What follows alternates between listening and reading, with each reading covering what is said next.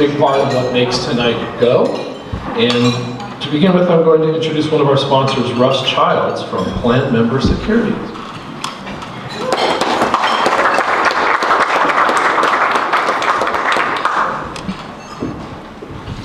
I should stand on my tiptoes. Thank you for the applause. I'm not used to that, so thank you very much for that. Thank you very much for having us this evening, and we're very, one of the things that I look at being a graduate of public education is that it means a lot to me, and my sons are both graduates of public education, and we feel very strongly that I think kids today maybe look at things a little bit differently, as all of us probably know. But the bottom line is that without public education and what all of you do on a day-to-day basis, we wouldn't be what we are. And so thank you very much for that. I'm really part of the management team at Plan Member Securities, and so with us tonight we have a couple of our advisors that actually at the point of that they'll sit down with you and advise you on the different things you can do, from insurance to annuities to 403B accounts to 457 accounts. The list goes on and all the nomenclatures that we in the investment business talk about. But I'd like for them to just stand real quickly. So Alex Burham.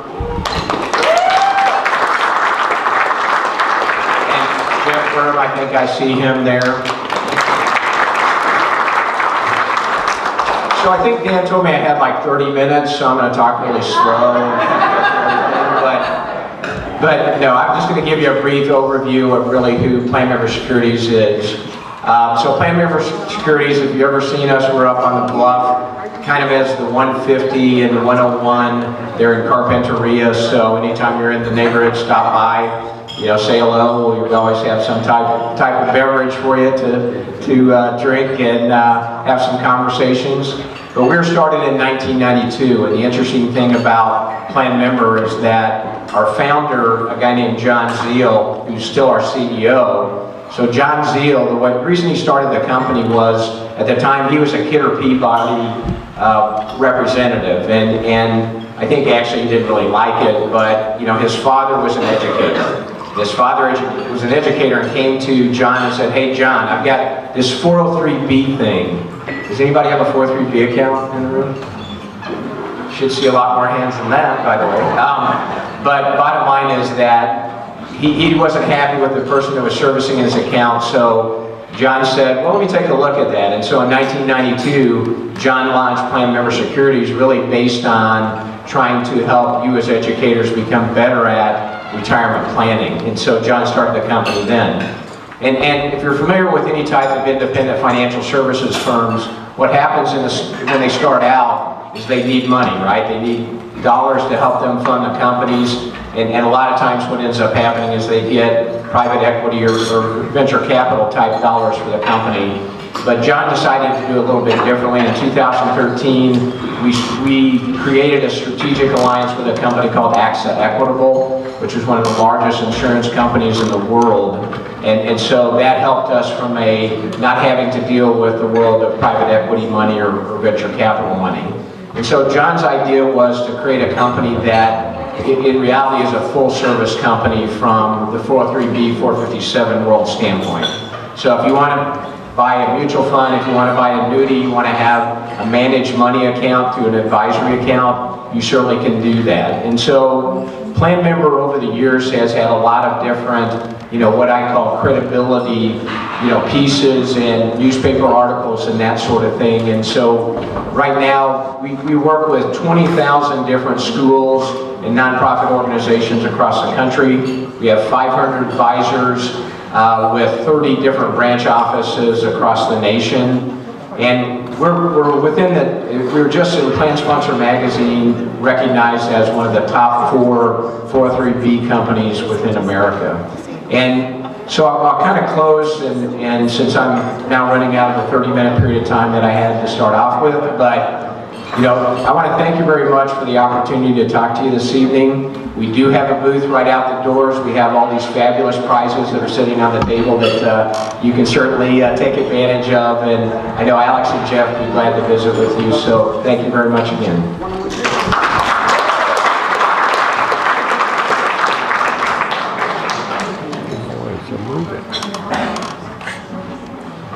Russ, that was 3, not 30. I don't know if you heard me properly.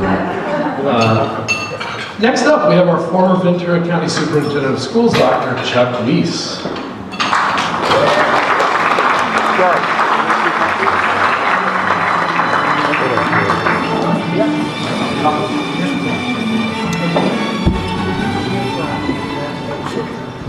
Good evening. I have the honor this evening of saying a few words about Dr. James Kelly. In case you don't know, he passed away March 2nd of this year. He was one of my mentors in my career, and he was in the first class of the Educators Hall of Fame. Jim was a gentleman, a husband, a father, a grandfather, a great-grandfather, a Sunday school teacher, a barbecue chef, a fisherman, an athlete, a veteran, a teacher, a coach, a counselor, a scholar, and a visionary educational leader. Though Jim was born in San Francisco, he grew up in Ventura. He played basketball and baseball at Ventura High School. He was in the 1949 undefeated CIF championship basketball team. He served in the Army Counterintelligence Corps in Japan following the Korea conflict. He graduated with a master's degree from Whittier College and a doctorate from USC. He served as a teacher, a coach, and a counselor at Ventura High School, where he had gone to school, and was a dean of boys at Buena High School. He came to the county office as an assistant superintendent and was appointed county superintendent in 1969. He served as the Ventura County Superintendent of Schools for 24 years, until 1993. Think about those years.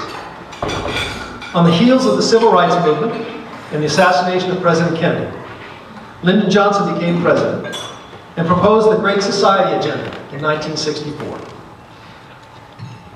It took years to pass the bills to implement all of the ideas of this new concept of empathy for the poor. An all-out war on poverty was cast in that time, and trying to break the cycle of poverty for families. Medicare and Medicaid was created at that time. Head Start and educational reform was started at that time. The Elementary and Secondary Education Act was created. Preschools, special programs for children living in poverty, money for libraries, textbooks, and special education services all started at that time. Support for the arts and humanities also began at that time. And believe this or not, environmental initiatives were started at that time, protecting from wildlife and rivers, and the first Motor Vehicles Air Pollution Control Act was written at that time. Consumer product safety was done, and Immigration and Naturalization Act was passed. It was a time of huge change. Additionally, during this era, historic lawsuits and court cases spawned school desegregation, special education courses, migrant education, bilingual education, women and minority rights, and Job Corps and work training. All at this time when Jim Cowan became county superintendent.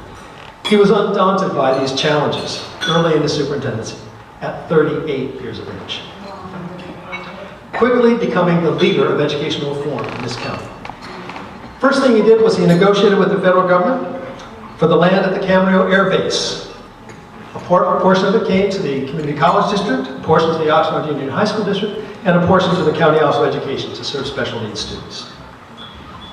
He served as the first superintendent of record for Fillmore Unified School District, Conejo Valley Unified School District, Oak Park Unified School District, and Moore Park Unified School District. In this county, Jim started county office support for the Elementary and Secondary Education Act for libraries and for textbook selection. He started special education programs for moderate and severe students that would serve all the districts in Ventura County, including the current Phoenix School and Gateway Schools. He started the regional occupation programs. He started bilingual education support. and many other groundbreaking educational programs. During his tenure as Ventura County Superintendent of Schools, he was president of the California County Superintendents Association for 2 terms, and he had significant impact on county office services throughout the state. He chaired what was called the Cowan Commission. And what they did is they studied to make sure that every county in the state could serve the districts in their county. And as you know, there are many small counties in the state. So what they did is they paired small counties with medium-sized counties to make sure that everyone got the benefit of the services, no matter how small their district was. Dr. Cowan was county superintendent when Proposition 13 passed. This proposition reduced the amount of funding for education that came from property taxes and resulted in the first ever district bankruptcy in the state of California. It was not here in Ventura County, it was in the Bay Area. But it spawned legislation that put county superintendents in an oversight position over all the school districts in the county to make sure that they didn't go bankrupt. Jim always had a positive attitude and built positive relationships throughout the county by serving barbecues at school district functions. Dr. James Cowan was a gentleman, a husband, a father, a grandfather, a great-grandfather, a Sunday school teacher, a barbecue chef, a fisherman, an athlete, a veteran, a coach, a counselor, a dean, a scholar, and a visionary educational leader. And now, he's an angel. Rest in peace, Jim.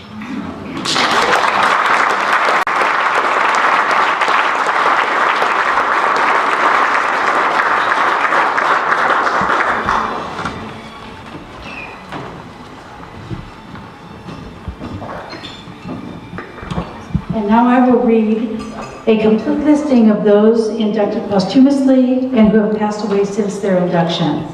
Following the list of names, we will ask that you remain silent as we pay a tribute to these most prestigious people.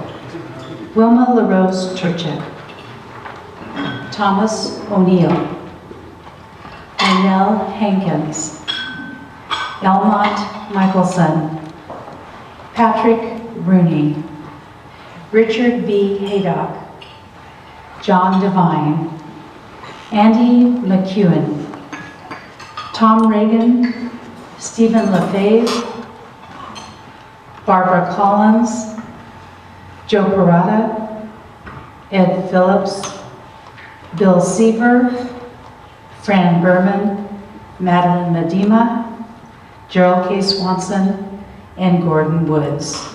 Please bow your heads as a tribute, please.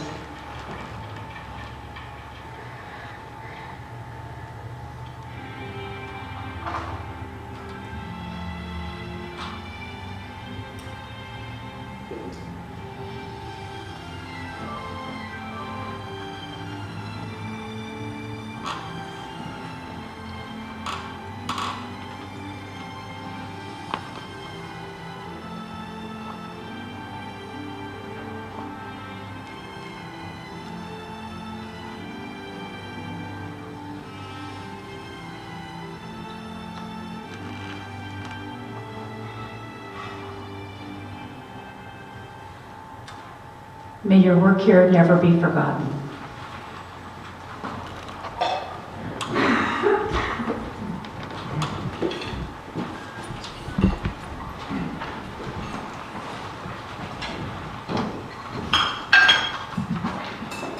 All right, well, welcome once again to this year's induction dinner. How many of you are attending for the first time ever? How many of you have been here multiple times? Outstanding. Well, this began back in 2007. That was the first Hall of Fame induction that was taking place, and so I guess we're on year number 13 here. For myself, about 5 years into that, it was the first time I'd ever heard of it, and I thought, wow, there's a Hall of Fame for teachers? That's awesome. I mean, you usually reserve that for athletes and entertainers and such, so when I first found out about that was pretty neat, and I immediately thought, I have someone I'd like to nominate. So I ended up nominating my high school calculus teacher by the name of Keith Barker at Royal High School, and I was fortunate that year to give his presentation speech, and it was quite an honorable evening, and since then I've been back a couple times. Another one of my teachers was inducted last year, And this continues to be an awesome event, and I'm very impressed by what Darren Parent and his group has put together. Let's give them a hand for all their work.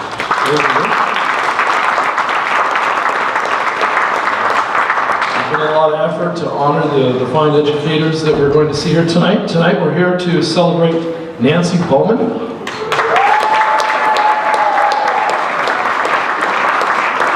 Mary Samples, and John Walker.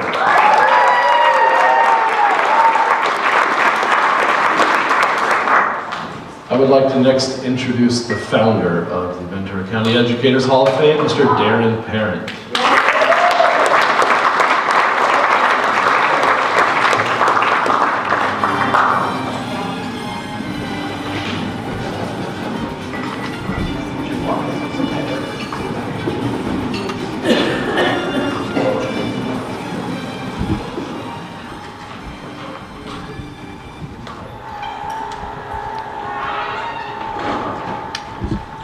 September 2005. Mike Morgan and myself sat down with Chuck Weeks. My self-image was in my shoes. I had to have Morgan with me because who the heck was I? Here's the mighty superintendent of the county.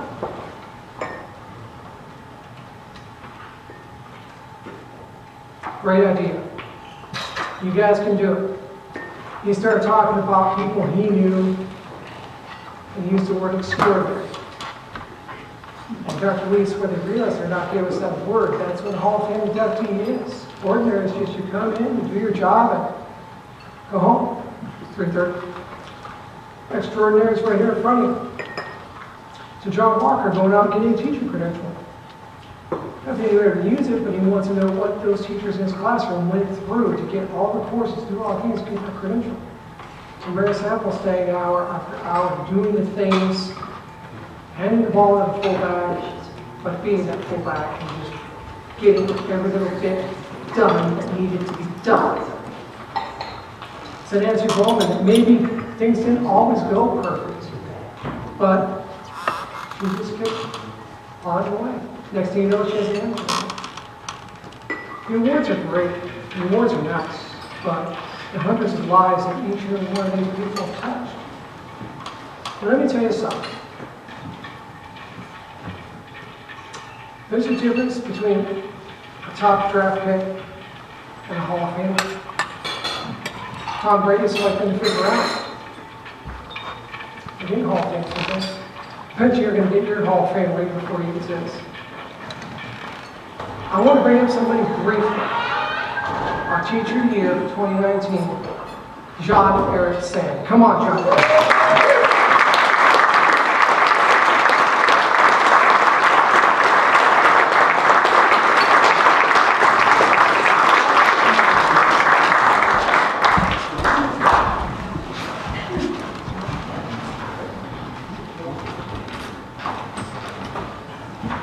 Good evening, everyone.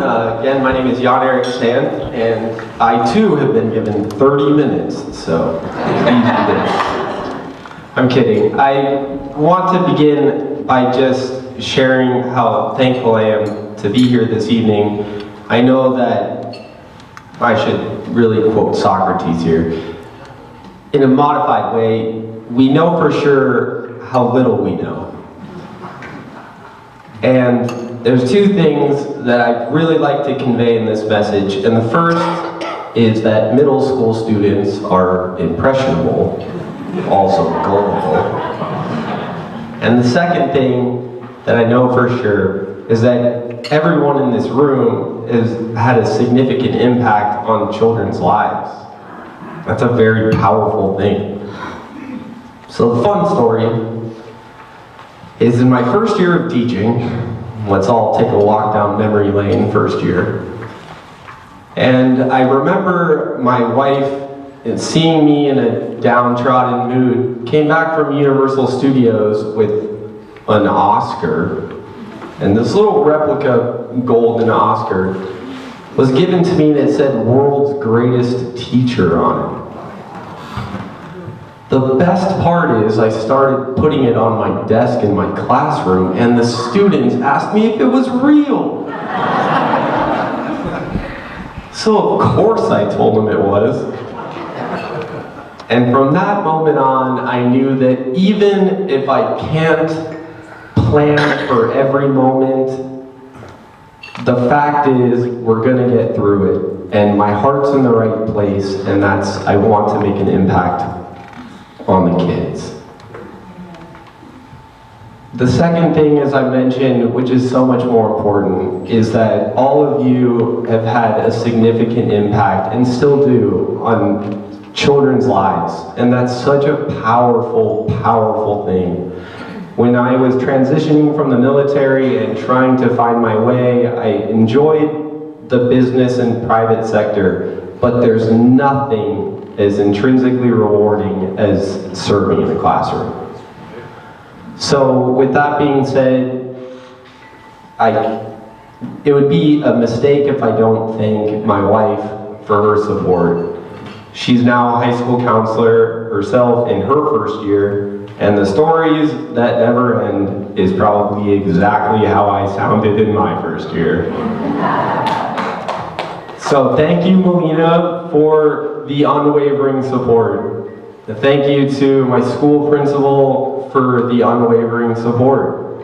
Our superintendent, the same. You really lead by example, and that to me is so important, and I hope that I can emulate that and do right by you.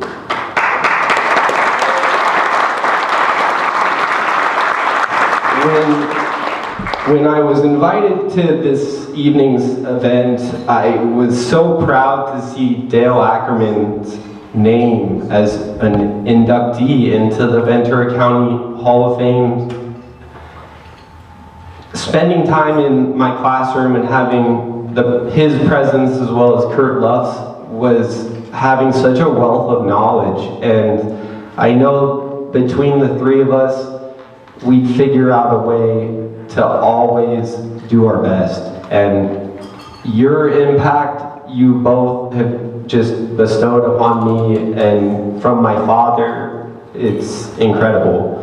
So to everyone here, you are so special and so powerful, and I appreciate all of your achievements. I really do. To be a part of this is a really special thing. So I hope to continue to carry that torch for years to come and do right by all of you. And thank you to the Ventura County Hall of Fame for hosting such an event and bringing these powerful individuals together. So I'm just a small part of it, I really am. But thank you, I'm so honored to be here. So thank you, Darren and your team.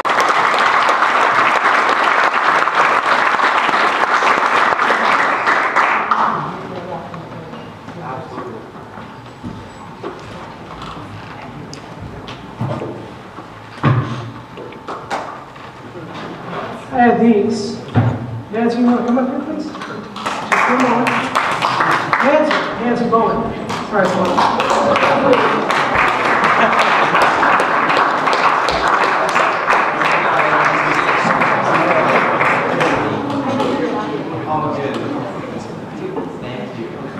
Folks, I've got this box of Cracker Jacks. That's yours. Very samples. Come here.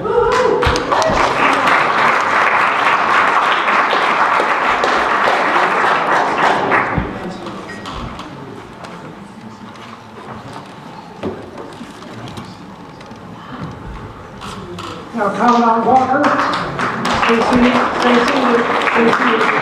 Mike, come here. Come on. He's a Marine, he's got to follow orders. Take a look at John Walker's table tent, that's a Commandant of the Marine Corps flag on. He's honorary Commandant tonight. You take this to Commandant Walker.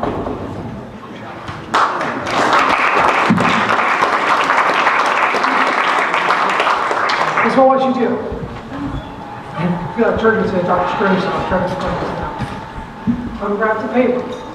Hold the box. On the bottom of the box is some red duct tape. You hold that duct tape, then you pull the box up. You do it any other way, you're going to have a hard time opening that thing. It's the only box in here. What the whole thing's in for a box? Darren, we can't hear you. Speak into the microphone. Yes, ma'am. Remove the microphone. Speak up like this. Thank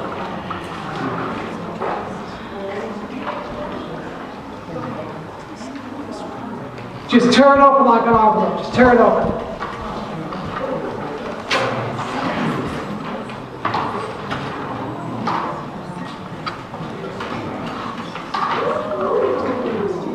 It's their Hall of Fame ratings.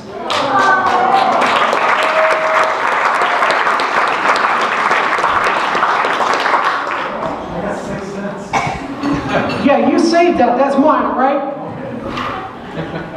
Seriously.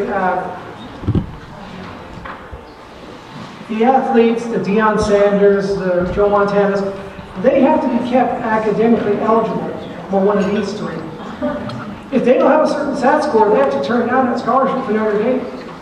So tonight we honor those who keep those superstars academically eligible. And John Erik is in the trenches of doing that right now. So I thank all of you for what you've done. And I want to thank our board. Linda Valdez, please stand up. Billie Jean Provenzano, please stand up. Our Vice President, Kyle Yates, stand up, please. Let me tell you something. Back in 2016, I wasn't at the event. Hard to believe. I'll be brief. We had somebody laying out a program and redoing our website. This guy here, Kyle Yates, he wasn't on our board. But when I was in the ICU, Cindy went to my house, found the Hall of Fame rings. She knew Kyle was stepping up. He showed up to the event. Jeannie Adams and Chuck Weiss were here with Linda Valdez. They saved that event.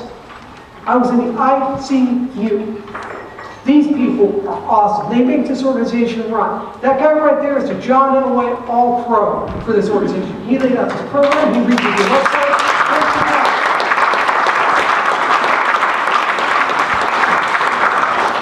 Linda Valdez brings certain skills and talents that very few could. And she is a quiet, calm, collective voice, and Linda's great. And then you have Billie Jean. I can't say enough good things about Billie Jean. Wedding planner by career, and really, every one of these people that leads this organization is extraordinary, but we don't do anything special but serve and serve here. God bless you all. I want to bring up Simona Mandiente Papadopoulos, the keynote speaker.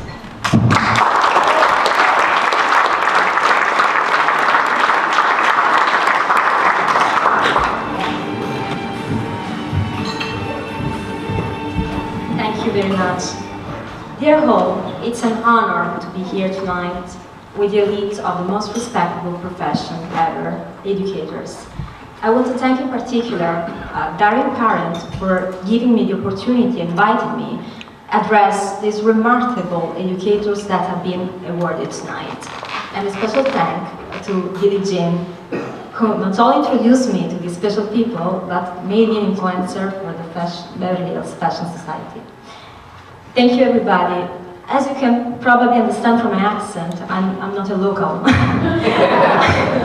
I come from a place very far away from here, a small city in the south of Italy called Caserta. But education, it was opened my mind to different culture and made me today an international lawyer. I have the utmost respect for educators because I was raised by two of them. My mother was an English teacher and my father a college director. When I was a little girl, I remember I was probably 10 years old, my mother used to tell me a story. She told me, you know, Simona, in this ancient Greece, there were this old man who became famous to be wise. And today we can call him philosophy or wisdom, we don't know. And he taught to the world that there is only one real evil in this universe, and this evil is ignorance. And there's only one real good, and is knowledge. If you cultivate knowledge, not only you will feed your mind, but you will improve your moral standards. Because knowledge is the remedy to prejudice and most of the evil things in this world. I remember my parents would offer me every Christmas as a present a book, though I was crying for a Barbie. But today I very much appreciate their legacy. And I remember in particular, my favorite book is an Italian author called Oriana Fallaci, and the title of this book is Va dove ti porta il cuore, which means go where your heart takes you. I guess today I took this book literally, because the reason why I'm in America is because I followed my heart, and I married my lovely husband there, George Papadopoulos. People here know me as my husband's fiercest defender. But what they don't know about me is that I'm a defender to core. My inner call for justice has been the reason why I became a lawyer, and my curiosity for the world and other culture is the reason why I became an international one. I graduated in Italy, and I specialized in Brussels. I was trained in New York, Washington, Paris, and Milano. My biggest professional achievement today has been working in child protection policies, and in particular at European Parliament, I manage an office for the improvement of child policies in international cases of international child abductions. It has been an overwhelming experience to put my knowledge at the service of the most vulnerable class of people, children. I learned a lot assisting those cases. In particular, I learned the importance of teachers in this critical moment of any human development. Childhood is a special place in anybody's life. It's the moment in which we structure our core of our emotional structure, and where we need the most protection and deserves the most of concern.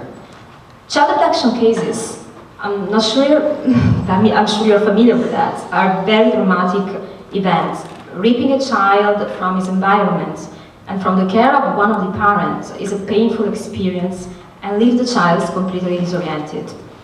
For all those children that have been victims of abduction, their teachers become their sole guidance and often their surrogate parents.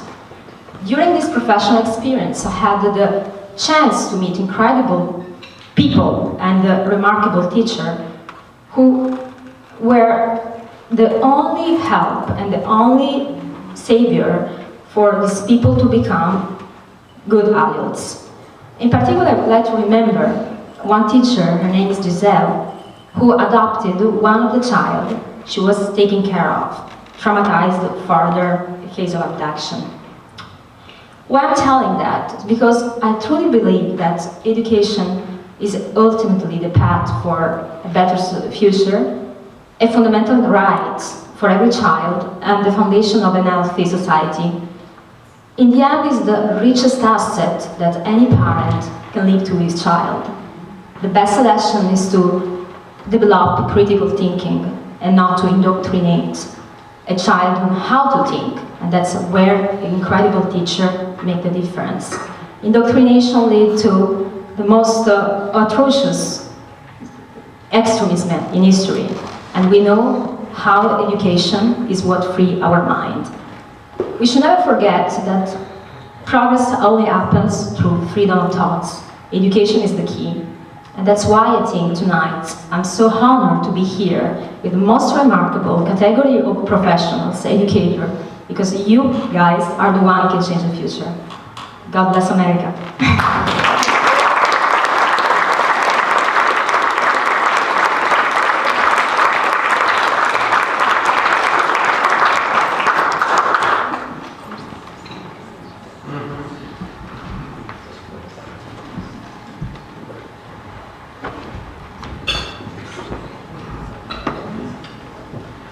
We will begin with our first inductee tonight, who will be presented by Darren Erickson.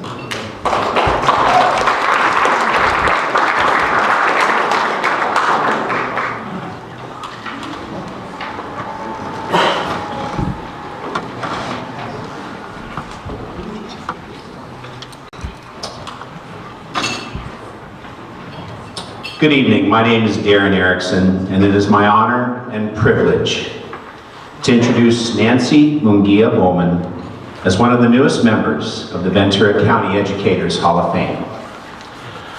I have known Nancy since 1992 when I began substitute teaching in the Conejo Valley Unified School District. Little did I know then that we would be working together for much of her career and just about all of mine so far. In the spring of 1994, I was blessed to join the science department at Westlake High School. And Nancy, although quite intimidating, was very welcoming. Soon we would develop a terrific working relationship and an even better friendship. Nancy began her teaching career in the fall of 1977 at Newbury Park High School. She was a part of the original faculty at Westlake High School in 1978, although both Westlake and Newbury Park had to share campuses during the first semester, while Westlake's campus was being finished. School opened on the Westlake campus during the second semester, and she's been there ever since. Nancy worked just as hard as a basketball coach as she has as an educator. She coached for Camarillo and Thousand Oaks High Schools before starting a long tenure at Westlake from 1981 to 1986 and from 87 to 92. During her Warrior coaching career, Nancy's teams won 5 Marmoni League titles, including 3 straight 30-win seasons. For 22 years, I saw firsthand what a passionate and dedicated educator Nancy is. She puts in many, many hours each year developing her craft, and the results are unbelievable. Nancy began the creation of her anatomy program during the early 90s. She was willing to give up her conference period, and she worked with a small number of students on a single cadaver. 1 cadaver led to 2 the next year, and 3 the year after. Although the official start of her class, known as Honors Advanced Anatomy, was in 1992, it was the immense amount of time and work beforehand that allowed it to begin when it did. In 1993, Nancy received the Amgen Award for Excellence in Teaching, and she was voted the Conejo Valley Teacher of the Year in 2002. And this, of course, is just a tiny drop in a long list of awards that you can see in the program. 28 years later, Nancy's program is known nationwide as a state-of-the-art course that provides a remarkable opportunity for high school students to experience what first-year medical school is all about. Hundreds of students, including one of my own sons, have been blessed to take her class and experience what it's like to have Bo as their teacher. You see, you don't just learn from Mrs. Bowman, you experience Mrs. Bowman.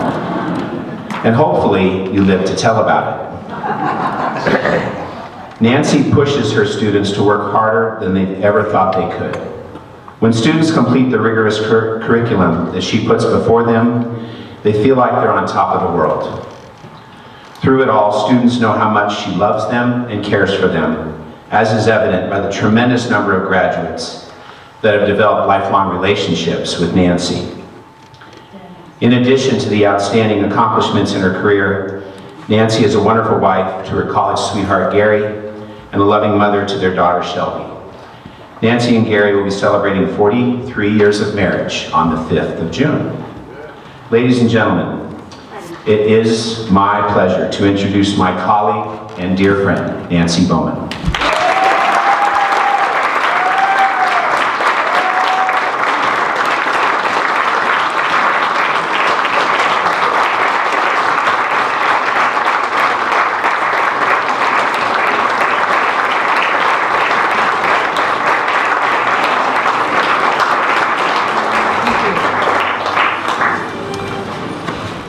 I retired in 2014 from full-time teaching. I continued to teach my trademark advanced anatomy class at Westlake High School, in fact, just completing my 5th year post-retirement. When I was teaching full-time, I probably averaged about 65 to 70 hours per week, and that was on-site. That does not count the number of hours that I put into my job at home on that free time that I should have had, but was devoted to my teaching. I thought when I retired, but was allowed the privilege of returning to teach my one trademark class, that my hours would be significantly less. And I want you to know that I put in about 45 to 50 hours a week, including Saturdays and an occasional Sunday, and I get paid for 10 hours per week. So you know that if you're going to teach at any level, any subject, that if you're going to do justice to your students, this is what it requires. And you can either call me insane, or you can call me an incredibly generous person to give up all of that time. You know, but the byproduct of that is sitting in this room. I have two former students sitting at table number 5, Ryan and Malia. Ryan, a graduate of UCSD and will eventually enter nursing school. Malia, on the other hand, I could not turn. She will be at USC in the fall with a business major and a minor in nutrition. But, you know, the fruits of my labor are sitting over here at table number 1, Dr. Matt Zaff. Raise your hand, Matt. Class of 2000, graduate of Berkeley, went on to medical school and is now a practicing orthopedic surgeon in the Palm Springs area. And I had the privilege of having him write one of my letters of support. A few other people I want to mention. When I started the program, or I came up with the idea for my vision of advanced anatomy at Westlake High School, Mr. Kurt Love was the principal. And I went to Kurt and I said, Kurt, I have this really great idea, which people know me, know I have all these great ideas, and sometimes they're a bit wacko, but that's besides the point.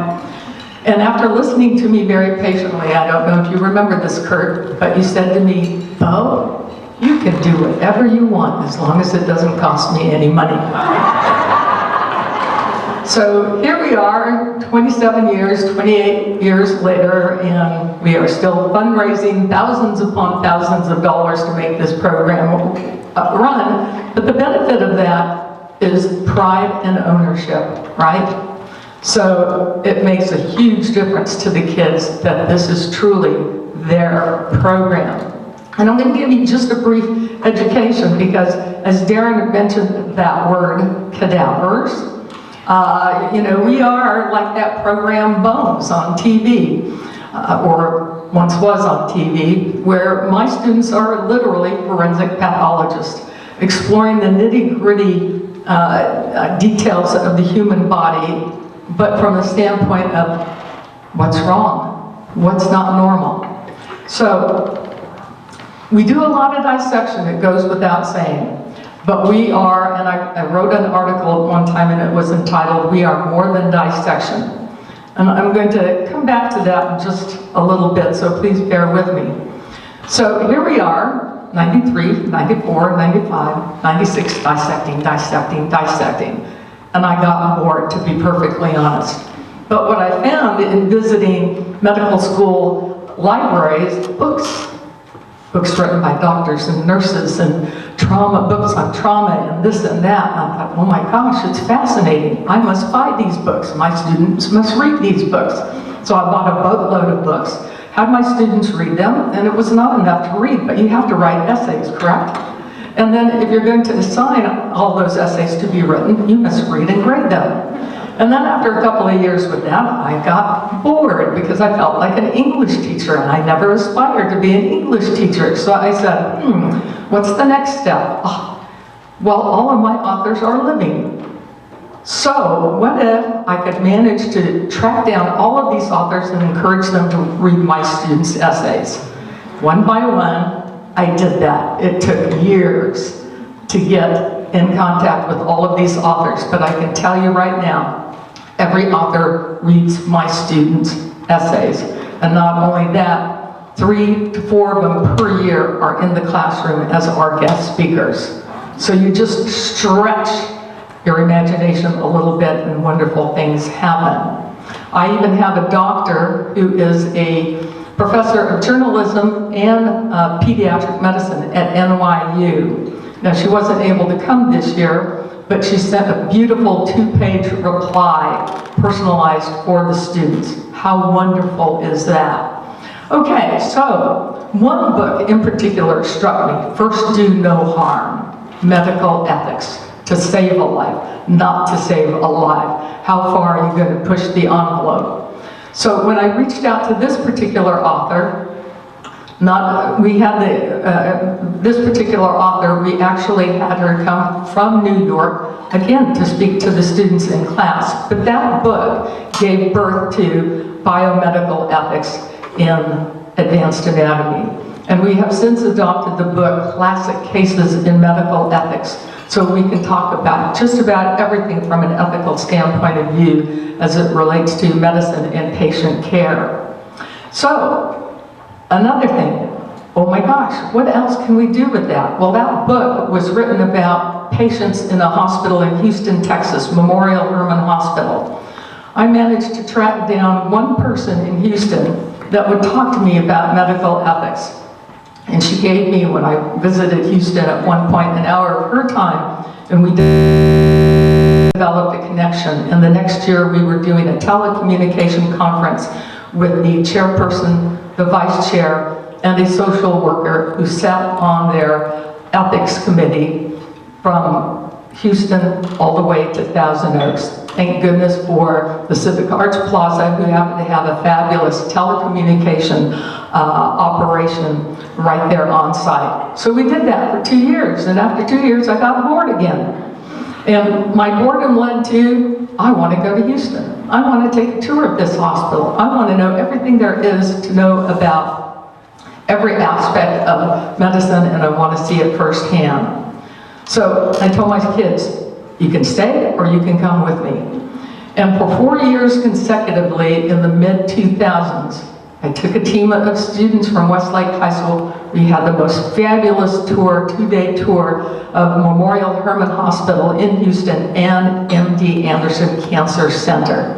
Unfortunately, after that 4th year, my contact retired, and so we had to retire that field trip to Houston. But that's okay, there were going to be more things to do. And what came next was a surprise thrown to us by the medical school that allocates the cadavers to us. It's not only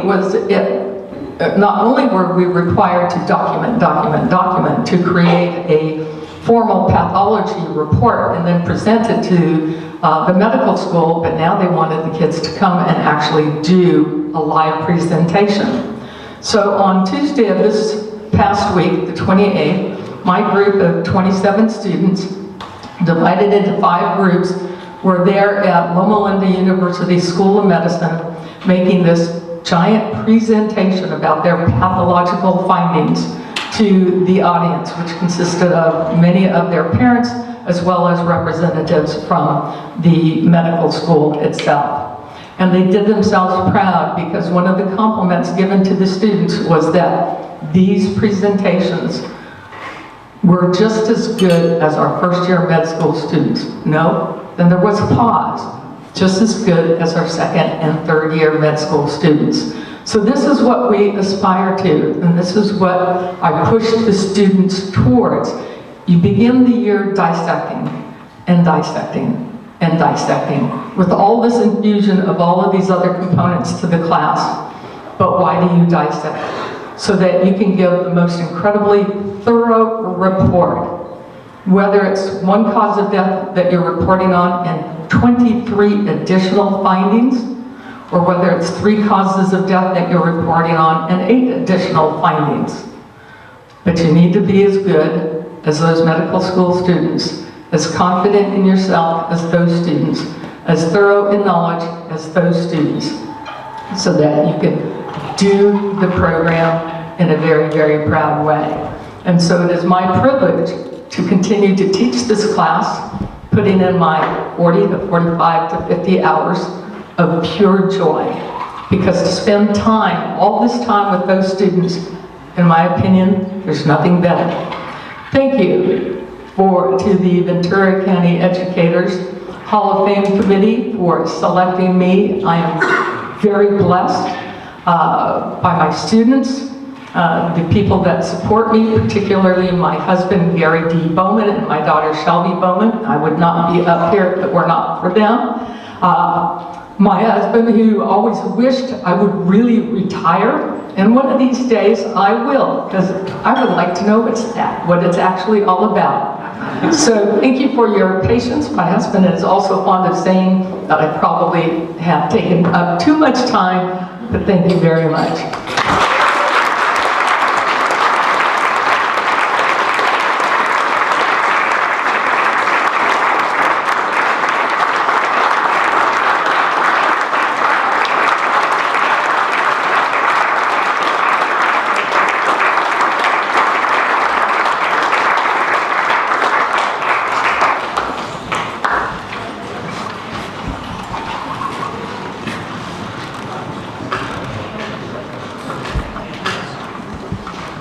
Very nice. Our next presenter is Robin Freeman.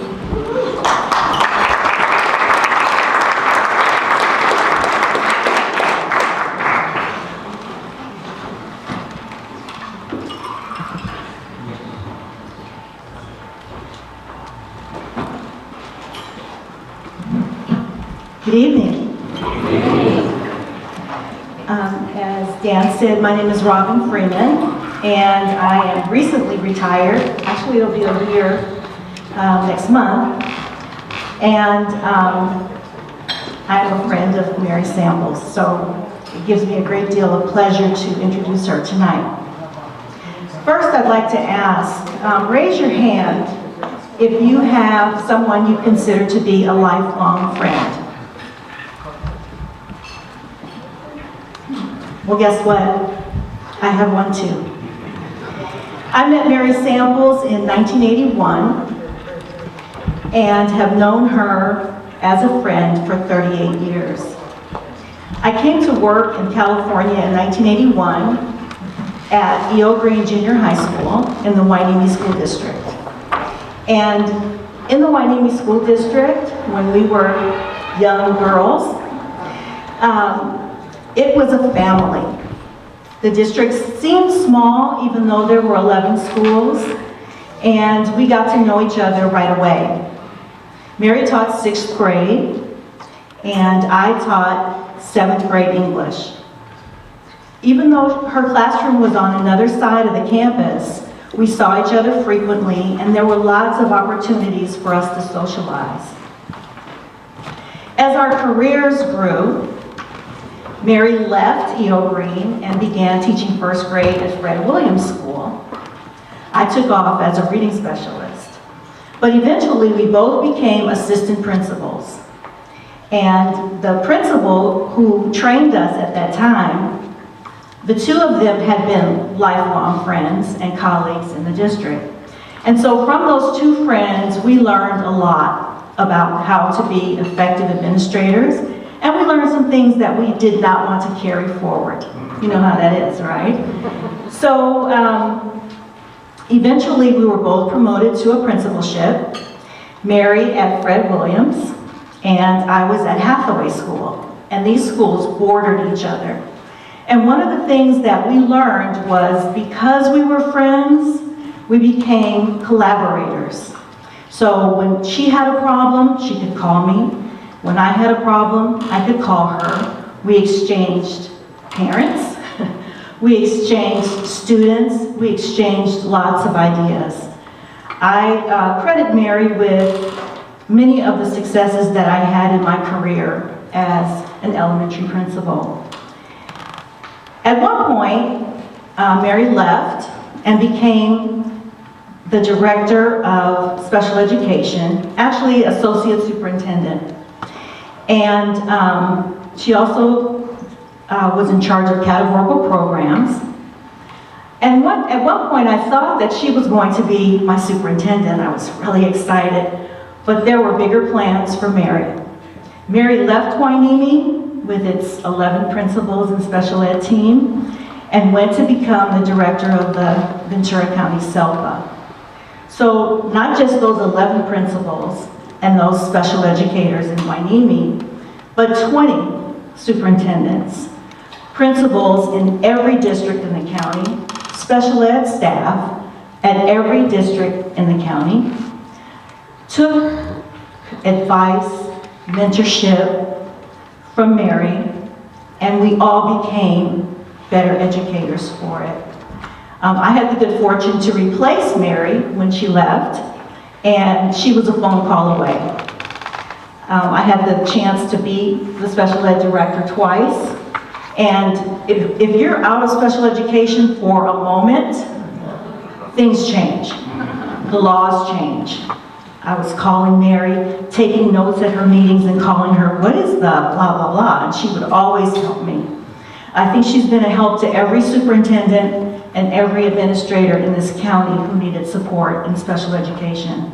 And her experience with finance made her an expert and a resource throughout the state with special education funding. So we owe a great deal to Mary Samples, and it is my pleasure to introduce her tonight and introduce her to you as well. Mary Samples.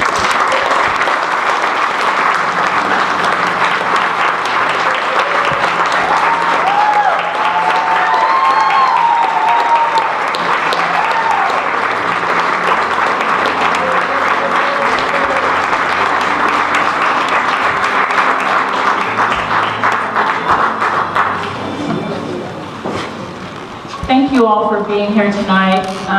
I sort of realize my age now because I think I know most of you in the room. People think that Ventura County is a big county, but it actually is a very small, close educational community. So I'm very proud to be here. Thank you. Many years ago, I heard a speaker who said that the factor that most determines happiness in life is gratitude. The more you are grateful, the happier you will be. And as the years have passed, I realized how correct those words really are. Tonight, I'm filled with gratitude for so many things, and I'd like to share a few of those with you. I want to express my appreciation to the Ventura County Educator Hall of Fame Committee for allowing me to join a list of so many previous outstanding educator inductees. I am truly honored. I am very grateful that I was blessed with two wonderful children, my daughter Melissa, who's here, and my son Brian, who could not be here with me this evening. They have made much of my career journey with me, and I know that sometimes that was difficult. I hope they know that they have always been and always will be my #1 priority. I am so proud of them as terrific adults, as college graduates, and as two people who have chosen to work in important public service professions. I am grateful to say that I was able to work 44 years in a job that I loved every single day. I was given so many opportunities in different positions and was able to spend a good deal of my career serving and advocating for our special needs students. I am so grateful for the many, many talented colleagues that I've been fortunate to work with alongside with them every day in my years in education. Many of them have become my lifelong friends. They supported me, they helped me, and they helped me grow as a professional. A special shout out goes to the women who are at my table tonight. Each of them deserves to be standing on the stage for all of the significant contributions that they have made in education and to the students that we serve. Thank you all.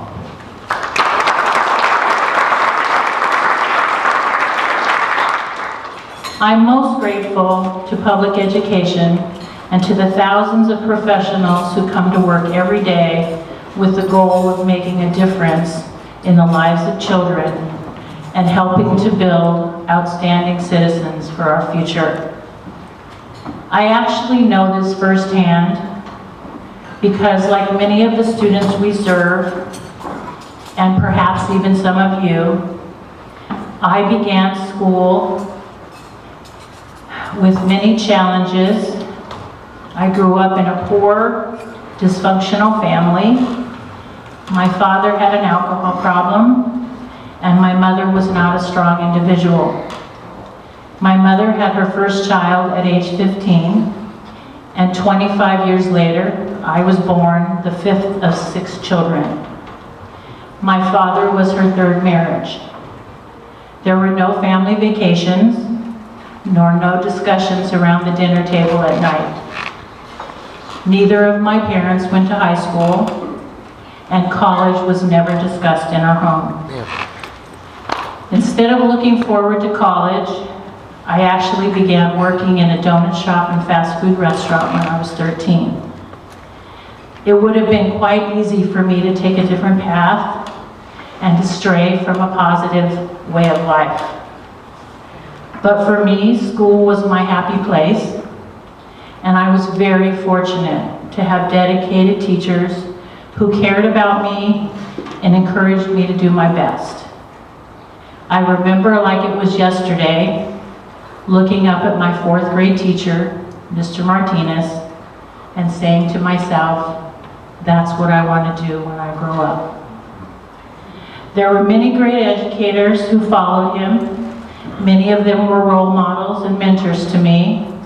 I feel I owe my whole career to these people, all because I had wonderful, caring educators who took the time to see something in me and to encourage me to be more of a person than I thought I really was.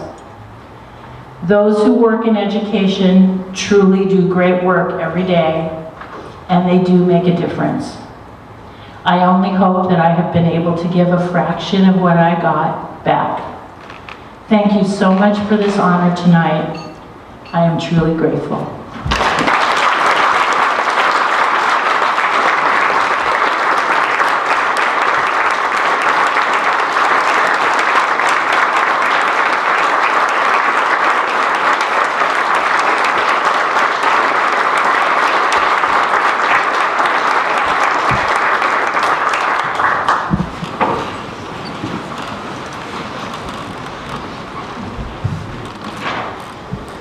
Now our 3rd presenter of the evening, Velma Lomax.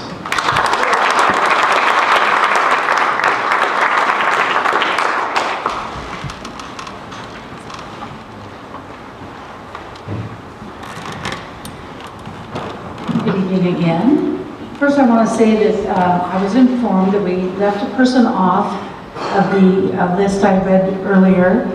From the class of 2018, Dolores Karn has left us, and we want to just have everyone know that we really appreciated what she gave to our county as well. I've known John Walker for many years. I was a PTSA president at De Anza Middle School, now called Data, out on the west end of Ventura. And he came along to the PTSA people with fresh-baked cookies because he was running for school board. And he went around the entire Ventura Unified School District with a lot of fresh-baked cookies. And we knew right away that John was a very compassionate person, that John believed in public education, that John loved his family immensely, and he would do anything for children in public education. I could go on and on about my personal relationship with John. I was elected to the school board 4 years after he was, being the youngest school board member at the time, and he was my mentor. Now I have to tell you, I've been on the school board long enough. John retired after 29 years. I'm now the oldest school board member on our board. Okay, just so you know. But John was my mentor, and I don't want to go on because I'll cry, because this is my very first year acting as a board member without John there with me. But I can tell you a lot of things about our relationship, but I want to just read a few things from the letters. When I went about at the behest of many people in our community to help to nominate John for this prestigious award, we were gathering all the information and 5 letters of recommendation. Well, that was very hard because several people wanted to be included. So one letter is signed by 3 people, one is by 2 people, and on and on and on. But I'm just going to give you a little excerpt. There's a lot in the program. I'm not going to repeat what's in the program because I'm not going to insult you. I know you all can read. because I'm sure y'all went to great public schools. From Stan Mann, Ventura County Superintendent of Schools, his last statement says, overall, I consider Mr. John Walker to be a most valuable asset to the fabric of educational history in Ventura County, and his service and accomplishments clearly speak for themselves. John always gave his all, as well as serving on the Ventura Unified School District School Board for 29 years. He served on the Ventura County School Boards Association, which gets all the school boards in the county together throughout the year. He served on that for years. He also served as a delegate for the California School Boards Association, which is the state of California. John was in line to become the president of the CSBA when he unfortunately had a bad medical diagnosis and felt that he needed to step aside, but never gave up. He was still until he retired this past year, a delegate assembly person on the California School Boards Association, and they loved him as well as all of us.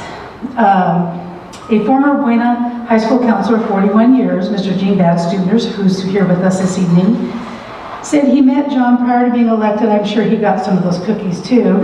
And he states, and I quote, the trait I admire most about John is his integrity. John's service was not self-promoting. He did not use his position for political or personal gain, and his decisions on any committee was to make Ventura a better place to live. I believe he had one thing in mind, and that was, how can I help make our schools the best educational experience available to our students? Former Superintendent, Ventura Unified School District Superintendent Joe Spirito, who is also with us this evening, he stated that John served with a sense of integrity. He voted what was best for the student, even when the decision was hard or unpopular. John was a frontiersman and took the path least traveled, so long as it was best for students. His leadership style made a difference. Adult Ed, our Ventura Adult and Continuing Education, that's the letter that was signed by 3, probably would have been signed by 20 people if I let them. They said that John was an exceptional person, that we were fortunate enough to have John. John was a leader in helping Adult Ed to become the fabulous educational facility it is today. Kim Ballou, who led our Project Secure for special education students, couldn't say enough nice things about John. And he said that the issues that John had worked on are too numerous to compile in this brief letter. I would like to acknowledge his dedication to public service to the students, employees, and those at VUSD with a sense of purpose and achievement. John was able to enable all of these responsibilities and complete our mission for the schools. Our education associations, both classified and certificated, together signed a letter saying that John had received many, many accolades from the association, who's who in education, and on, and they said in his 29 years of service, Mr. Walker has been an advocate for students, educators, staffs, and families within VUSD. He has improved the lives of all with his compassion, intelligence, and dedication and integrity. It is my honor to recommend him for this award. A parent who actually was also a PTA president on the east end of town and got those fresh baked cookies, she wrote a letter and she said that even John always served with integrity. And when she called John one day about the fact that her grandson did not get into one of our lottery schools, John explained that he even had similar situations with his family, but we don't pull strings in our district. And everyone commented on John's integrity. I was honored to compile this book for you, John, to get you where you are tonight. And I'm honored to call you my friend. And I'm very pleased that the Ventura County Educators Hall of Fame has chosen to honor John Walker tonight.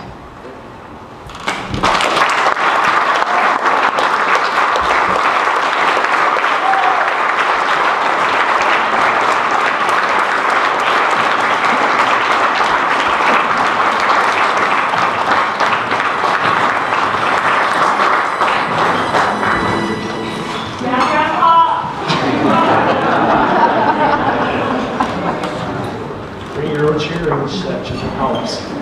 Y'all know when lifetime comes, would you write my obituary? Never. I want to go first. Thank you. Before I start, I got to say something about Dr. Cowan. Early in my career, I worked for Verizon, and I was a sales manager for Ventura County. And one of the good things that we got to do was take people to sporting events. I became such good friends with Dr. Cowan because, as you know, he loves sports. Every time I saw him, he would always say, "When's the next Dodger game?" or whatever sport, Lakers. I became a very good friend, especially during basketball season. So we had a great time, and I always appreciate that. And thank you, Dr. Weiss. First of all, I want to say how honored and happy I am to be here and to be one of the recipients of the Hall of Fame. My journey here tonight began in 1969, fresh out of the Marine Corps and the divisive Vietnam War. I decided to continue my high school quest from becoming a school teacher by enrolling in Cerritos Community College. From there, I went on to Long Beach State, where I completed my economics degree and most of my coursework towards a teaching credential, all while working full-time and raising a family. Graduating in 1975 and ready to start my student teaching, I found myself in a really difficult position, as there were very few districts that were hiring teachers during that time. Kathy, my very supportive wife, and I had concerns even if and when I finished school, would I be able to get a job? And as you all know, student teaching doesn't pay much. Therefore, I decided to forego teaching for a few years and continue my job with Verizon, or GT in those days, and pursue my degree, or pursue my dream of teaching later in life. As it turned out, I stayed with Verizon for 34 years, especially after they paid for a very expensive Pepperdine MBA. Don't you wish teachers had that? That school districts could do that? Yeah. Put that in the suggestion box, Dr. Rice. However, along the way in 1989, with our two daughters in school, I found a way to live out my dream by serving public education. I had a mother-in-law and a wife who both encouraged me to run for school board. I joined the Unified Ventura Board in 1989 after quite a testy election. I'm sure Dr. Joe Spirito, who is here with us tonight, who was assistant superintendent at the time, remembers those first few rocky years that I had. I remember my election platform very well. Run the school district like business, and you can't fail. Well, I see some of you are smiling because now you know what I found out soon. It wasn't quite that simple. It wasn't before long I came to the realization that public education was vastly different than private enterprise. But as it was, there were employee associations, fellow school board members, and administrators who came to my rescue with a lot of well-intentioned advice and guidance. And that continued for 29 years, actually.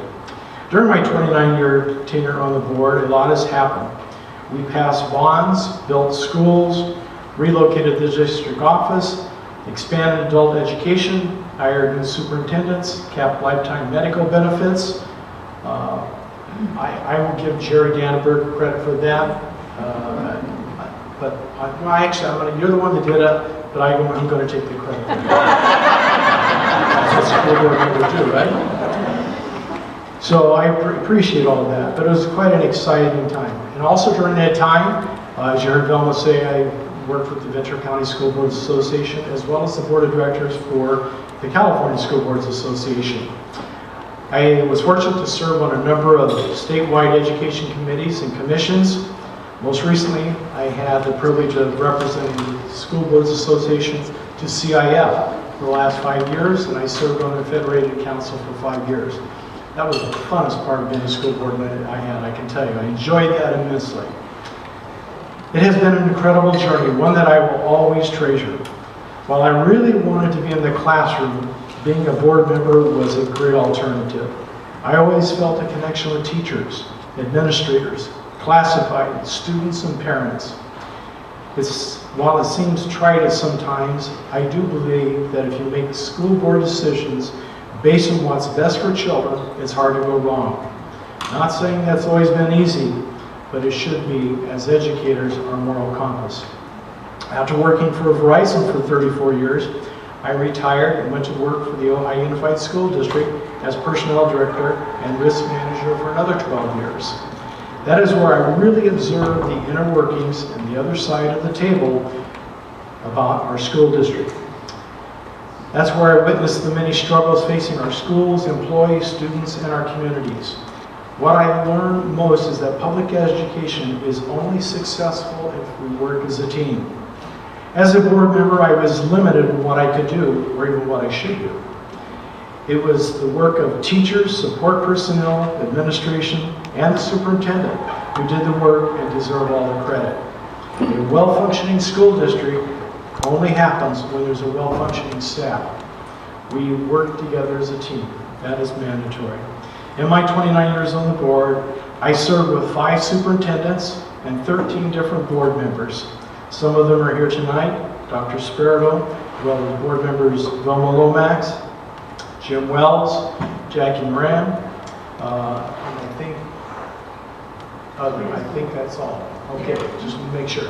As well as there are other administrators here tonight, as well as Martha Macias, who always supported the board in everything that we did. She was the superintendent's right-hand person. I want to thank all of them for my school board experience, and I hope I have been helpful to them as well. I have so many to thank for their guidance, suggestions, and support, and even when all else failed beside that, I pray. Pastor Jim, it's terrible that we make that the last thing we do.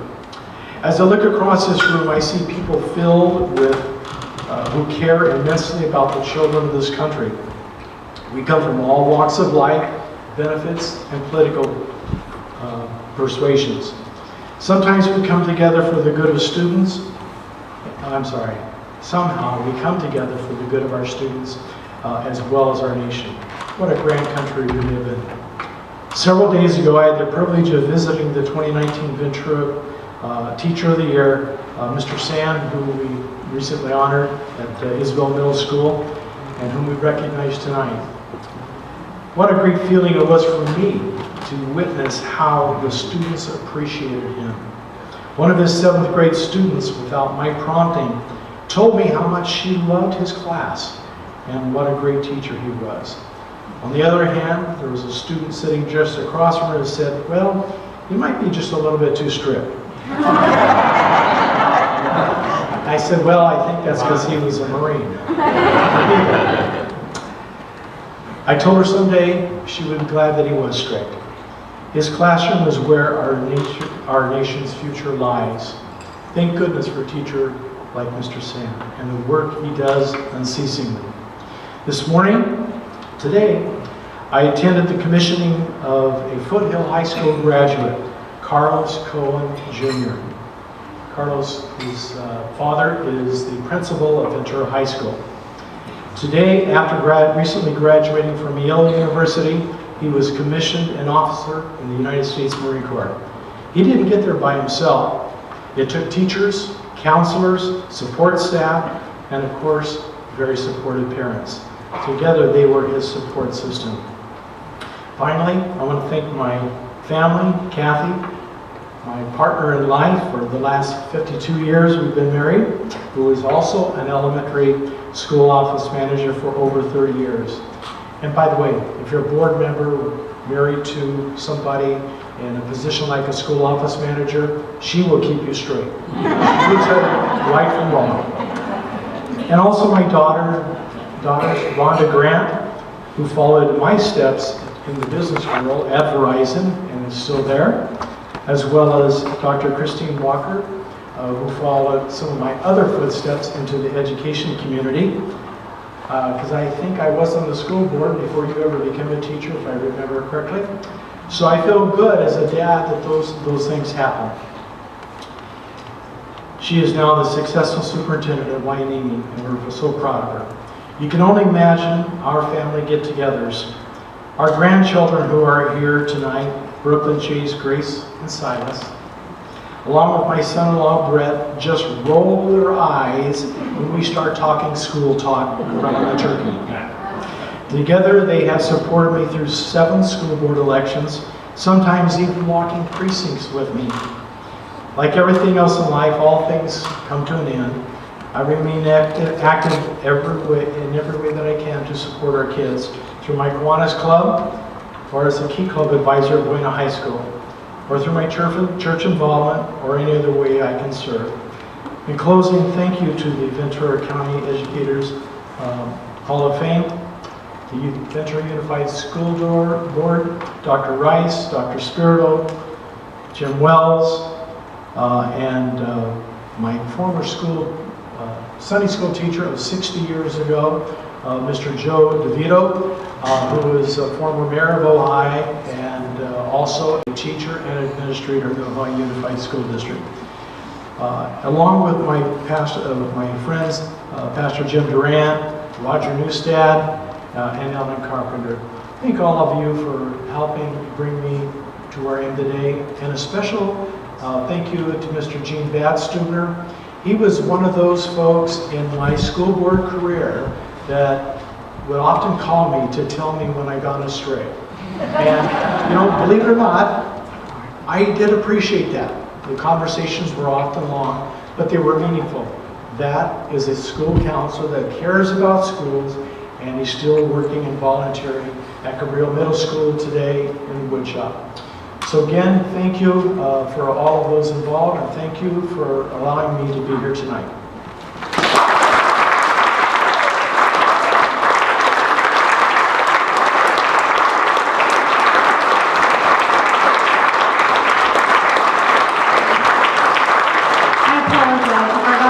One thing that is most important. When I was asked in 1997 to become a school teacher, never dreamed to be a school teacher in my life, this man encouraged me. This man helped me to find my passion and the difference I've made for students. And John, I thank you for that. And for all of you in the room, there are 3 posters on the table over here that you can sign honoring the 3 inductees tonight that they will have framed. So please don't forget to sign before you leave. Yeah, I want to let you guys know I'm taking Dave on Friday.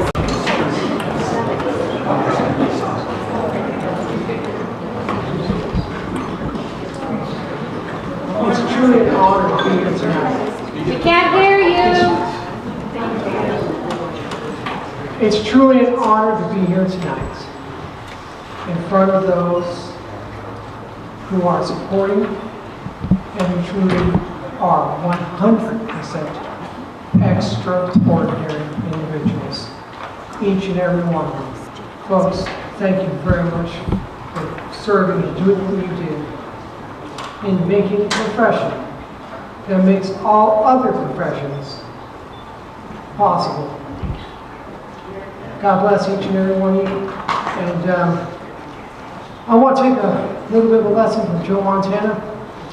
And I want to throw it to Mr. Rice. Is Roger in here?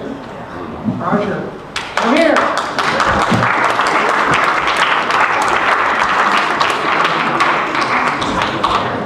The strategy to win Super Bowls, folks. Roger, close this out and send them home.